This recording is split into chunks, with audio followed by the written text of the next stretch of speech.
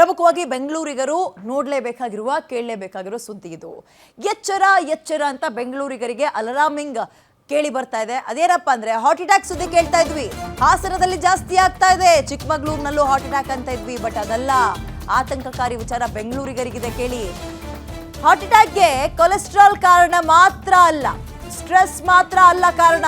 ನೀವು ಸೇವಿಸುವ ಗಾಳಿಯಿಂದಲೂ ಕೂಡ ಹೃದಯಾಘಾತ ಆಗುತ್ತಂತೆ.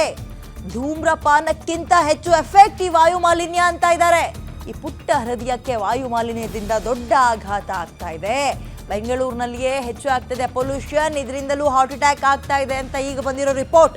ಹೃದಯಾಘಾತಕ್ಕೆ ವಾಯು ಮಾಲಿನ್ಯವೂ ಒಂದು ಪ್ರಮುಖ ಕಾರಣ ಅಂತ. AQI ಮೊನ್ನೆ ತಾನೇ ನಾವು ಡಿಬೇಟ್ ಮಾಡಿದ್ವಿ. ಏರ್ ಕ್ವಾಲಿಟಿ ಇಂಡೆಕ್ಸ್ ಅನ್ನುವಂಥದ್ದು ಬೆಂಗಳೂರಿನಲ್ಲಿ ಎಷ್ಟಿರಬೇಕೋ ಅದಕ್ಕಿಂತ ಸ್ವಲ್ಪ ಅಂದ್ರೆ ವಾಯು ಮಾಲಿನ್ಯ ಹೆಚ್ಚಾಗ್ತಾ ಇದೆ ಅಂತ. Compare to other metro cities ಪರವಾಗಿಲ್ಲ. ನಾವು ಪರವಾಗಿಲ್ಲ ಅಂದ ತಕ್ಷಣ ಒಳ್ಳೆ ಗಾಳಿ ಸಿಗ್ತಾ ಇದೆಯಾ? ಖಂಡಿತವಾಗ್ಲೂ ಇಲ್ಲ.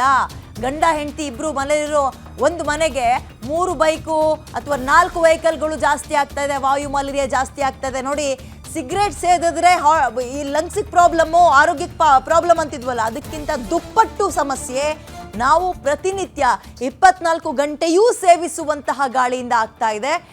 ಇದ್ರ ಬಗ್ಗೆ ತಜ್ಞರು ಈಗ ಎಚ್ಚರಿಕೆ ಕೊಡ್ತಾ ಇದ್ದಾರೆ. ಬಗ್ಗೆ ಮಾತಾಡೋದು, ಹಾಗಾಗಿ 3 ರೀತಿಯ ಮಾಲಿನ್ಯಗಳು ಹಾರ್ಟ್ ಅಟ್ಯಾಕ್ಗೆ ಕಾರಣ ಆಗಬಹುದು ಅಂತ ಸಂಶೋಧನೆ ನಡೀತಾ ಇದೆ. ಮೊದಲನೇದು ಏರ್ ಪೊಲ್ಯೂಷನ್, ಎರಡನೇದು ನಾಯ್ಸ್ ಪೊಲ್ಯೂಷನ್ ಮತ್ತು ಎಕ್ಸ್ಟ್ರೀಮ್ ಲೆವೆಲ್ಸ್ ಆಫ್ ಟೆಂಪ್ರೇಚರ್.